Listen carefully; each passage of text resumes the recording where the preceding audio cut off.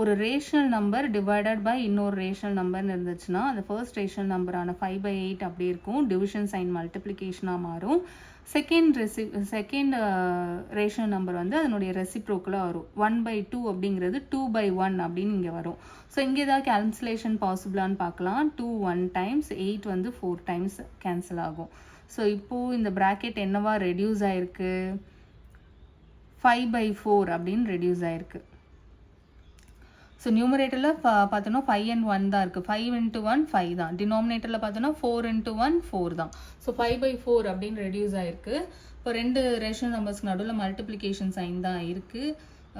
So cancellation இங்கே possible இல்லை. 3 4ஆல் cancel பண்ண முடியாது, 5 4ஐயும் கேன்சல் பண்ண முடியாது. So cancellation possible. அப்படியே டைரெக்டாக மல்டிபிள் பண்ணினா numerator into numerator is 15, that is 3 into 5 is 15. டினாமினேட்டரை மல்டிபிள் பண்ணோன்னா 4